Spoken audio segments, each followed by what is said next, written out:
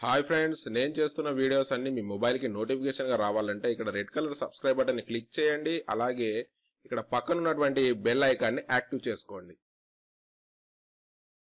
Hi viewers, ఈ వీడియోలో మనం ఏప్రిల్ నెలకు సంబంధించిన కరెంట్ అఫైర్ని చూద్దాం. దానికంటే ముందు ఒక చిన్న రిక్వెస్ట్ ఏంటి అని అంటే, మన ఈ ఛానల్ని సబ్స్క్రైబ్ చేయకపోతే దయచేసి సబ్స్క్రైబ్ చేయండి. అలాగే ఈ వీడియోని పూర్తిగా చూడండి. ఢిల్లీ యూనివర్సిటీలోని కాలింది కళాశాల ప్రిన్సిపల్ ప్రొఫెసర్ మీనా చరందాకు 2024 సంవత్సరానికి ప్రతిష్టాత్మకమైన అంతర్జాతీయ సంస్కృతి అవార్డు లభించింది. విద్యారంగంలో సామాజిక సేవలో ఆమె చేసిన విశేష కృషికి గుర్తింపుగా ఈ గౌరవం లభించింది. అవార్డు ప్రదానోత్సవం మార్చి 30వ తేదీన ఇండియా ఇంటర్నేషనల్ సెంటర్లో జరిగింది. ప్రొఫెసర్ చరందా గురించి మనం తెలుసుకోవాల్సిన విషయాలు ఏంటి అంటే, ప్రొఫెసర్ చరందా ఢిల్లీ యూనివర్సిటీలో 30 సంవత్సరాలకు పైగా పనిచేస్తున్నారు. ఆమె హిందీ సాహిత్యం, సంస్కృతిలో నిపుణురాలు. ఆమె అనేక పుస్తకాలు, రచనలు రాశారు.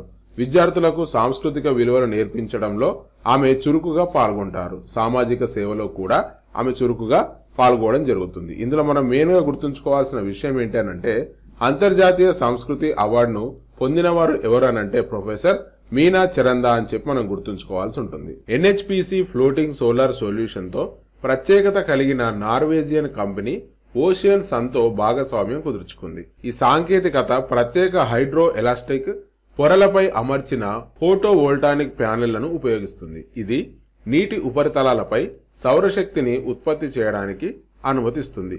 ఎన్హెచ్పిసి ఈ ఫ్లోటింగ్ సోలార్ ఇన్స్టాలేషన్ కు అనువైన ప్రదేశాలను గుర్తిస్తుంది. ఈ భాగస్వామ్యం స్థిరమైన శక్తి, పునరుత్పాదక ఇంధన పోర్ట్ఫోలియోలను విస్తరించడానికి, పర్యావరణ ప్రభావాలను తగ్గించడానికి సహాయపడుతుంది. ఇందులో మనం మెయిన్ గా గుర్తుంచుకోవాల్సిన విషయం ఏంటంటే, ఫ్లోటింగ్ సోలార్ టెక్నాలజీకి భారత్, నార్వే భాగస్వామ్యం అందించిందని చెప్పి మనం గుర్తుంచుకోవాల్సి ఉంటుంది. అమెరికా సంస్థ అయిన స్పేస్ ఫౌండేషన్ భారత అంతరిక్ష పరిశోధన సంస్థ యొక్క చంద్రయాన్ 3 మిషన్ బృందానికి 2024 John L Jack Swigert junior అవార్డును అందించింది. ఈ అవార్డు అంతరిక్ష పరిశోధన, ఆవిష్కరణ రంగాలలో అత్యుత్తమ విజయాలు సాధించిన అంతరిక్ష సంస్థలు లేదా కన్సార్టియాలకు ప్రతి సంవత్సరం అందించబడుతుంది.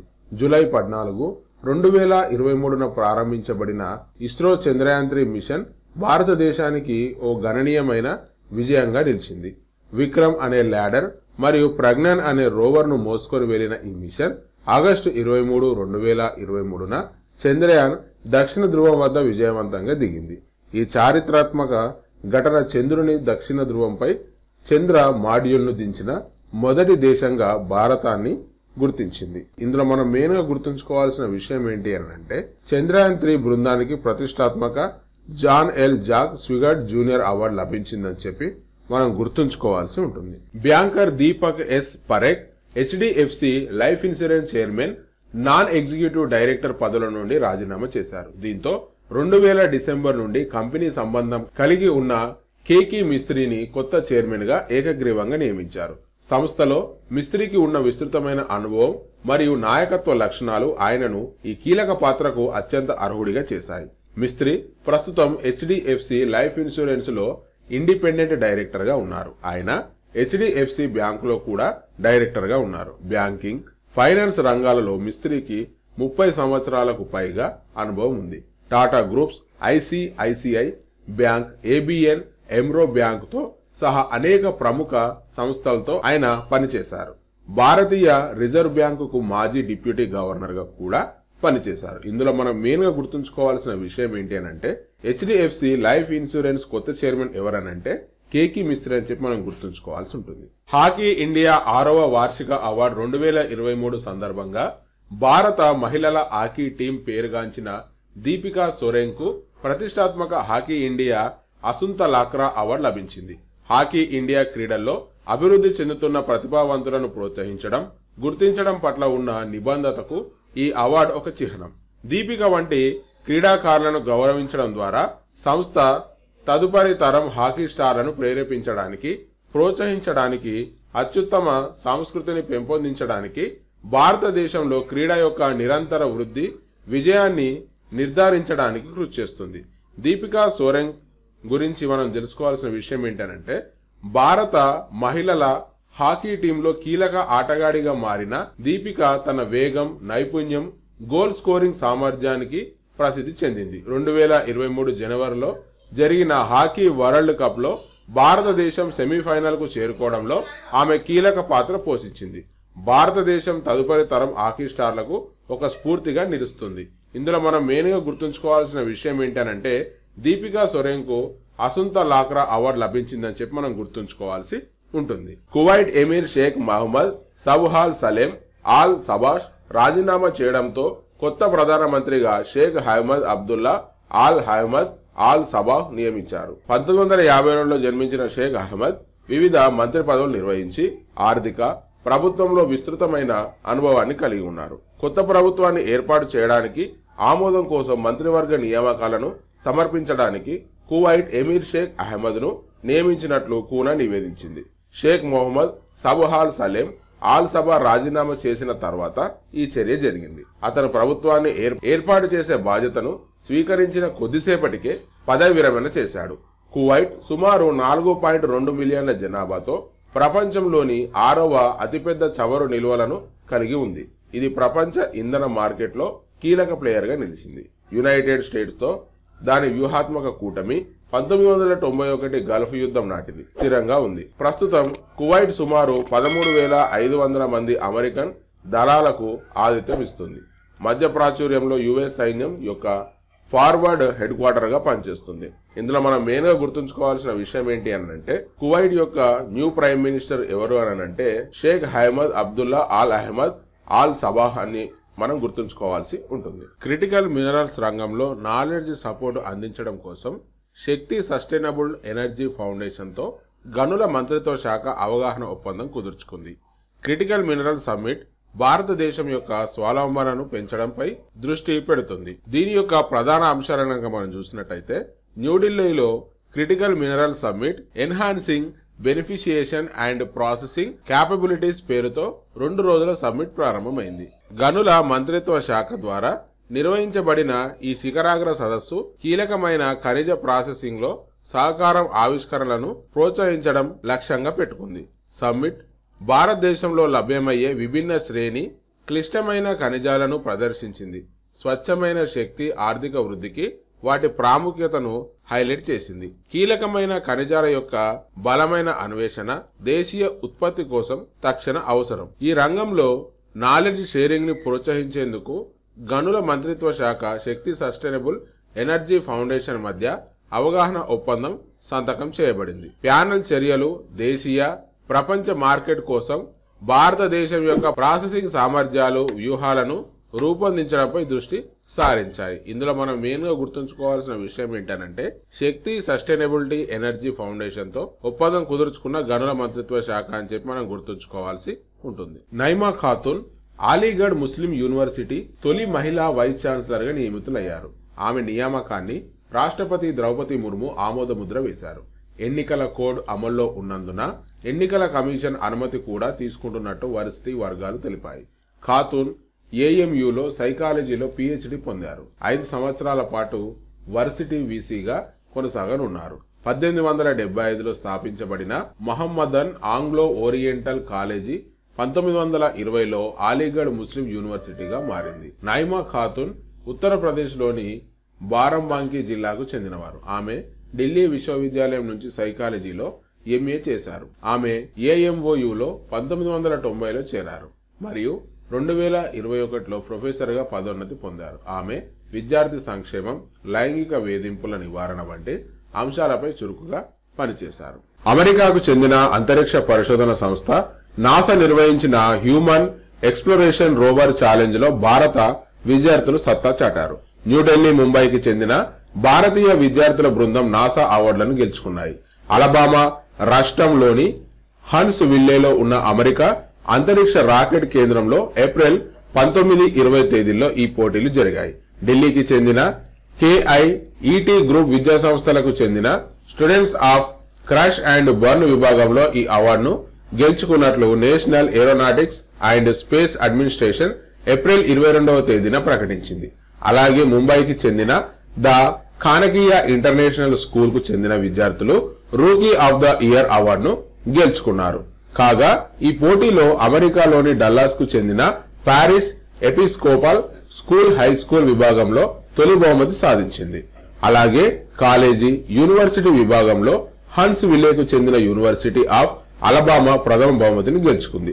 ప్రపంచ వ్యాప్తంగా 600 మందికి పైగా విద్యార్థులతో కూడిన 72 టీమ్స్ ఈ వార్షిక పోటీలో పాల్గొన్నాయి. అమెరికాలోని 24 రాష్ట్రాలతో పాటు district of Columbia, Puerto Rico, Bharat సహా మరో 13 దేశాల నుంచి 42 కాలేజీలు, యూనివర్సిటీలు, 30 హై స్కూలు విద్యార్థులు ఈ పోటీల్లో తమ ప్రతిభను చాటారు. అనంత్ టెక్నాలజీస్ వ్యవస్థాపకుడు, సిఇఓ, చైర్మన్ పావులూరి సుబ్బారావుకి ఆర్యభట్ట అవార్డు లభించింది. ఈ అవార్డు భారతదేశంలోని అత్యున్నత అంతరిక్ష పురస్కారాల్లో ఒకటి. ఏరోనాటికల్ సొసైటీ ఆఫ్ ఇండియా ద్వారా ప్రదానం చేయబడింది. ఈ గౌరవం రావ్ భారతదేశంలో వ్యోమగామి కార్యక్రమాలను ప్రోత్సహించడంలో జీవితకాల విశేష సహకారానికి గుర్తిస్తుంది. ఆర్యభట్ట అవార్డుతో పాటు రావుకి ఏరోస్పేస్ విమానయాన రంగంలో చేసిన విశేష సేవలకు గుర్తింపుగా ASI ద్వారా డిస్టింగ్విష్డ్ ఫెలో అనే బిరుదు కూడా లభించింది. పావులూరి సుబ్బారావు సేవలను గనక మనం చూసినట్టయితే భారతదేశంలో అంతరిక్ష పరిశోధన మరియు అభివృద్ధికి రావు గారు కృషి చేశారు. అనంత్ టెక్నాలజీస్ ద్వారా ఆయన భారతదేశంలో అనేక ముఖ్యమైన అంతరిక్ష ప్రాజెక్టుల్లో పాల్గొన్నారు. PSLV, GSLV వంటి రాకెట్ల తయారీలో రావు గారి కంపెనీలు కీలక పాత్ర పోషించింది. భారత్ మొదటి చంద్రయాన్ మిషన్ కూడా అనంత్ టెక్నాలజీస్ సహకరించింది. ఇందులో మనం మెయిన్ గా గుర్తుంచుకోవాల్సిన విషయం ఏంటంటే పావులూరి సుబ్బారావు గారికి ఆర్యభట్ట అవార్డును ప్రదానం చేశారని చెప్పి మనం గుర్తుంచుకోవాల్సి ఉంటుంది. దేశ ఉగ్రవాద వ్యతిరేక దళం నేషనల్ సెక్యూరిటీ గార్డ్ అధిపతిగా సీనియర్ IPS అధికారి నలిన్ ప్రభాత్ నియమితులయ్యారు. ఆయన నియామకాన్ని కేబినెట్ లోని నియామకాల కమిటీ ఆమోదం తెలిపింది. 1992 బ్యాచ్ ఆంధ్రప్రదేశ్ కేడర్ IPS అయిన ప్రభాత్ CRPF అదనపు డైరెక్టర్ జనరల్ గా ఉన్నారు. 2028 ఆగస్టు 31వ తేదీ వరకు NSG చీఫ్ గా ఆయన కొనసాగుతారని సిబ్బంది వ్యవహారాల శాఖ ఉత్తర్వుల్లో పేర్కొంది. ఇందులో మనం మెయిన్ గా గుర్తుంచుకోవాల్సిన విషయం ఏంటి అనంటే దేశ ఉగ్రవాద వ్యతిరేక దళం నేషనల్ సెక్యూరిటీ గార్డ్ అధిపతిగా ఎవరు నియమితులయ్యారనంటే నలిన్ ప్రభాత్ అని చెప్పి మనం గుర్తుంచుకోవాల్సి ఉంటుంది. విజయవాడకు చెందిన తోటకూర గోపీచంద్ సరికొత్త చరిత్ర సృష్టించబోతున్నాడు. అంతరిక్షంలోకి వెళ్లే తొలి తెలుగు వ్యక్తిగా రికార్డులోకి ఎక్కబోతున్నాడు. NS-25 మిషన్ పేరుతో చేపట్టనున్న అంతరిక్ష యాత్రకు 6గురిని ఎంపిక చేసినట్లు బ్లూ ఆరిజిన్ సంస్థ ప్రకటించింది. ఇందులో గోపీచంద్, తోటకూర ఒకరు. ఈ సంస్థ చేపట్టిన న్యూ షెపర్డ్ ప్రాజెక్ట్ లో టూరిస్ట్ గా గోపీచంద్ వెళ్లనున్నారు. విజయవాడలో జన్మించిన గోపీచంద్ అమెరికాలో ఏరోనాటికల్ సైన్స్ లో బ్యాచిలర్ డిగ్రీ పూర్తి చేశారు. తర్వాత ఆయన కమర్షియల్ జెట్ పైలట్ గా పనిచేశారు. Bush plane, aeronautic plane, sea plane, glider, hot air బెలూన్కు కూడా పైలట్ గా వ్యవహరించారు. అట్లాంటాలోని ప్రిజర్వ్ లైఫ్ కార్ప్ అనే ఒక వెల్నెస్ సెంటర్ కు గోపీచంద్ సహ వ్యవస్థాపకుడిగా ఉన్నారు. కాగా ఇంతకు ముందు పలువురు భారతీయ మూలాలున్న వ్యక్తులు అంతరిక్ష యానం చేసినప్పటికీ వారంతా అమెరికా పౌరులు. గోపీచంద్ మాత్రం ఇప్పటికీ భారతీయ పౌరుడే. టైమ్ మ్యాగజైన్ 2024 ఏడాదికి అత్యంత ప్రతిభావంతమైన వ్యక్తుల జాబితాను విడుదల చేసింది.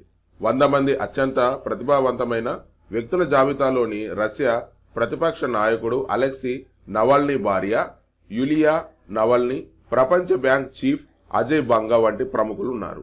ఈ జాబితాలో నాయకుల విభాగంలో భారత సంతతికి చెందిన US అధికారి జిగర్ షా, ఇటాలియన్ ప్రధానమంత్రి జార్జియా మెలోని, ఇరాన్ మానవ హక్కుల కార్యకర్త నర్గెస్ మొహిదీ వంటి వారు ఉన్నారు.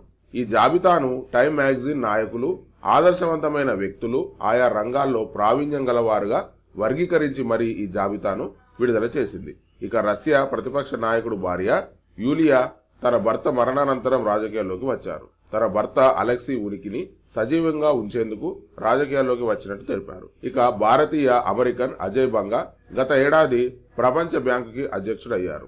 ప్రపంచంలోని ప్రధాన ఆర్థిక సంస్థలైన ప్రపంచ బ్యాంక్, ఈ అంతర్జాతీయ ద్రవ్యనిధి నాయకత్వం వహించిన తొలి భారత సంతతి అమెరికన్ గా చారిత్రక ఘట్టాన్ని ఆవిష్కరించారు. బంగా 5 ఏళ్ల కాలానికి 14వ అధ్యక్షుడిగా పనిచేస్తున్నారు. ఈ జాబితాలో మరో భారతీయ American Jigar Shah US department of energy program office director గా ఉన్నారు. ఈయన డిపార్ట్మెంట్ స్వచ్ఛమైన మౌలిక సదుపాయాలు, ఇంధన కార్యక్రమాల కోసం పబ్లిక్ ఫండ్ లో దాదాపు $100 బిలియన్ పర్యవేక్షిస్తుంది. అలాగే నాయకుల జాబితాలో ఉన్న అగ్ర రాజకీయ నాయకులలో ఇటాలియన్ ప్రధాని జార్జియా మెలోని ఒకరు. 47 ఏళ్ల మెలోని 2022లో అధికారంలోకి వచ్చి ఇటలీలో తొలి మహిళా నాయకురాలు అయింది. ఆమెకు దేశంలో భారీగా మద్దతు ఉండటం విశేషం. ఇక 51 ఏళ్ల నర్గెస్ మొహమ్మది ఇరాన్ మానవ హక్కుల కోసం ఆమె అలసిపోని న్యాయవాదానికి గుర్తుగా 2023 నోబెల్ శాంతి బహుమతి గెలుచుకుంది. దీని గురించి ఆమె గత 20 ఏళ్లలో ఎన్నోసార్లు జైలు పాలైంది. ఇప్పటికీ టెహరాన్ లో ఏవిన్ జైల్లో నిర్బంధింపబడి ఉంది. ఇక టైం ప్రతిభావంతుల వ్యక్తుల జాబితాలో రెజరల్ సాక్షి మలిక్, సత్య నాదెళ్ల కూడా చోటు దక్కించుకున్నారు. భారత నావికా దళం నూతన అధిపతిగా వైస్ అడ్మిరల్ దినేష్ త్రిపాఠి నియమితులయ్యారు. ప్రస్తుతం నేవీ సాఫ్ట్ వైస్ చీఫ్ గా బాధ్యతలు నిర్వహిస్తున్న వైస్ అడ్మిరల్ త్రిపాఠి ఈ నెల 30వ తేదీ మధ్యాహ్నం నేవీ చీఫ్ గా బాధ్యతలు చేపడతారని రక్షణ శాఖ తెలిపింది. 1964 మే 15వ తేదీన జన్మించిన వైస్ అడ్మిరల్ త్రిపాఠి 1985 జూలై 1వ తేదీన భారత నేవీ ఎగ్జిక్యూటివ్ విభాగంలో చేరారు. కమ్యూనికేషన్, ఎలక్ట్రానిక్ వార్ఫేర్ నిపుణుడిగా గత 30 ఏళ్లుగా బాధ్యతల్లో ఉన్నారు. ఇందులో మనం మెయిన్ గా గుర్తుంచుకోవాల్సిన విషయం ఏంటంటే నావికా దళపతిగా దినేష్ త్రిపాఠి నియమితులు కానున్నారని చెప్పి మనం గుర్తుంచుకోవాల్సి ఉంటుంది. ఈయన ఈ నెల అంటే ఏప్రిల్ 30వ తేదీన ఈయన బాధ్యతలు స్వీకరించనున్నారని కూడా మనం గుర్తుంచుకోవాల్సి ఉంటుంది. దేశీయ ఐటీ దిగ్గజం Wipro company managing director CEO పదవికి థియరీ డెల్టాఫోర్ట్ రాజీనామా చేశారు. దీంతో ఆ కంపెనీ కొత్త సీఈఓ ఎండీగా శ్రీనివాస్ పల్లియాను నియమించింది. ఇతని నియామకం ఏప్రిల్ 7వ తేదీ నుంచి అమల్లోకి వచ్చింది. దాదాపు 4 సంవత్సరాల పాటు సీఈఓగా పనిచేస్తారు. అనంతరం థియరీ డెల్టాఫోర్టే స్థానంలో పల్లియా బాధ్యతలు స్వీకరించారు. విప్రోలో 30 సంవత్సరాలకు పైగా అనుభవం ఉన్న పల్లియా ఈ పాత్రకు గణనీయమైన నైపుణ్యాలను అందిస్తారు. కంపెనీ యొక్క వివిధ వ్యాపార విభాగాలు, విధులు, భౌగోళిక పరిధి గురించి అతనికి లోతైన అవగాహన ఉంది. విప్రో యొక్క అతిపెద్ద, అత్యంత వేగంగా అభివృద్ధి చెందుతున్న మార్కెట్ అయిన అమెరికాస్ 1తో సహా పల్లియా తన కెరీర్ లో అనేక కీలక పదవులను నిర్వహించారు. ఇందులో మనం మెయిన్ గా గుర్తుంచుకోవాల్సిన విషయం ఏంటంటే విప్రోకు కొత్త సీఈఓగా ఎవరు నియమితులయ్యారనంటే శ్రీనివాస్ పల్లియా అని చెప్పి మనం గుర్తుంచుకోవాల్సి ఉంటుంది. పాకిస్తాన్ విదేశాంగ మంత్రి ఇషాక్ దర్ ఆ దేశ ఉప ముఖ్యమంత్రిగా నియమితులయ్యారు. పాకిస్తాన్ ముస్లిం లీగ్ నవాజ్ పార్టీకి చెందిన ఇషాక్ ఓ చార్టర్డ్ అకౌంటెంట్. ఆయన ప్రధానమంత్రి షెహబాజ్ షరీఫ్ పార్టీ PMLN కు చెందిన నేత. ఆయనను షరీఫ్ ఉప ప్రధానిగా నియమిస్తున్నట్లు కేబినెట్ డివిజన్ విడుదల చేసిన నోటిఫికేషన్ ఏప్రిల్ 28వ తేదీన తెలిపింది. ఈ ఆదేశాలు తక్షణమే అమల్లోకి వస్తాయని, తదుపరి ఉత్తర్వులు జారీ అయ్యేంత వరకు కొనసాగుతాయంది. షెరాఫ్ దార్ ప్రస్తుతం సౌదీ అరేబియాలో పర్యటిస్తున్నారు. ప్రధాని షరీఫ్ సోదరుడు నవాజ్ షరీఫ్ కుమార్తెను దార్ కుమారుడికిచ్చి వివాహం చేశారు. దీంతో ఈ 2 కుటుంబాల మధ్య బంధుత్వం ఉంది. ఆర్థిక మంత్రిగా దార్ కు ఆయన పార్టీలో మంచి పేరు ఉంది. ఇందులో మనం మెయిన్ గా గుర్తుంచుకోవాల్సిన విషయం ఏంటంటే పాకిస్తాన్ ఉప ప్రధానిగా ఎవరు నియమితులయ్యారంటే ఇషాక్ దార్ అని చెప్పి మనం గుర్తుంచుకోవాల్సి ఉంటుంది. ఐక్యరాజ్య సమితి సెక్రటరీ జనరల్ ఆంటోనియో గుటెరస్ భారతదేశానికి చెందిన గీతా సబర్వాల్ ను ఇండోనేషియాకు కొత్త UN రెసిడెంట్ కోఆర్డినేటర్ గా నియమించారు. సబర్వాల్ ఇటీవలే తన పదవిని స్వీకరించారు. ఆమెకు అభివృద్ధి రంగంలో దాదాపు 3 దశాబ్దాల అనుభవం ఉంది. వాతావరణ మార్పు, స్థిరమైన శాంతి, పాలన, సామాజిక విధానానికి మద్దతు ఇవ్వడం, సుస్థిర అభివృద్ధి లక్ష్యాలను వేగవంతం చేయడానికి డిజిటల్ సాంకేతికత, డేటాను ఉపయోగించుకోవడంలో ఆమె నైపుణ్యం కలిగి ఉన్నారు. ఐరాస రెసిడెంట్ కోఆర్డినేటర్ యొక్క పాత్ర ఏముంటుందనంటే ఐరాస రెసిడెంట్ కోఆర్డినేటర్ ఆ దేశ స్థాయిలో ఐక్యరాజ్య సమితి అభివృద్ధి వ్యవస్థకు అత్యున్నత స్థాయి ప్రతినిధి. రెసిడెంట్ కోఆర్డినేటర్లు ఐక్యరాజ్య సమితి దేశ బృందాలకు నాయకత్వం వహిస్తారు. సుస్థిర అభివృద్ధి కోసం 2030 ఎజెండాను అమలు చేయడంలో దేశాలకు ఐక్యరాజ్య సమితి మద్దతును సమన్వయం చేయడం జరుగుతుంది. ఇందులో మనం మెయిన్ గా గుర్తుంచుకోవాల్సిన విషయం ఏంటంటే ఇండోనేషియాలో UN రెసిడెంట్ కోఆర్డినేటర్ గా నియమితులైన భారత సంతతి మహిళ ఎవరనంటే గీతా సబర్వాల్ అని చెప్పి మనం గుర్తుంచుకోవాల్సి ఉంటుంది. Financial services institution bureau FSIB Rana Ashutosh Kumar Singh ను స్టేట్ బ్యాంక్ ఆఫ్ ఇండియా కొత్త ఎండీగా ప్రతిపాదించింది. ప్రస్తుతం సింగ్ ఎస్బీఐ డిప్యూటీ ఎండీగా ఉన్నారు. ప్రస్తుతం ఎస్బీఐలో ఒక చైర్మన్, 4 ఎండీలు ఉన్నారు. కొత్త ఎండీ నియామకం కోసం 16 మంది అభ్యర్థులను ఇంటర్వ్యూ చేశారు. రాణా ఆశుతోష్ కుమార్ సింగ్ ఎంపికైతే ఆయన డిప్యూటీ ఎండీ పదవి నుంచి ఎండీ స్థాయికి పదోన్నతి పొందుతారు. ఇందులో మనం మెయిన్ గా గుర్తుంచుకోవాల్సిన విషయం ఏంటంటే ఎస్బీఐ కొత్త ఎండీగా రాణా ఆశుతోష్ కుమార్ సింగ్ ఎంపికయ్యారని చెప్పి మనం గుర్తుంచుకోవాల్సి ఉంటుంది. భారత టెన్నిస్ స్టార్ యూకీ బాబ్రీ తన అద్భుత ప్రదర్శనను కొనసాగిస్తూ తన కెరీర్ లో 2వ ఏటీపీ 250 టోర్నీ డబుల్స్ లో టైటిల్స్ ను సాధించాడు. BMW ఓపెన్ ఏటీపీ 250 టోర్నీ ఫైనల్లో ఫ్రాన్స్ కు చెందిన ఆల్బానో ఒలివెట్టితో కలిసి ఆడుతూ యూకీ విజయం సాధించాడు. ఉత్కంఠభరితమైన ఫైనల్లో యూకీ ఒలివెట్టి జంట ఆండ్రియా మిస్ లెనార్డ్ స్ట్రాఫ్ జోడిపై 7-6, 7-6తో గెలుపొందింది. ఈ విజయంతో యూకీ ఒలివెట్టి జోడీకి 30,610 యూరోలు బహుమతి 250 ఏటీపీ పాయింట్లు లభించాయి.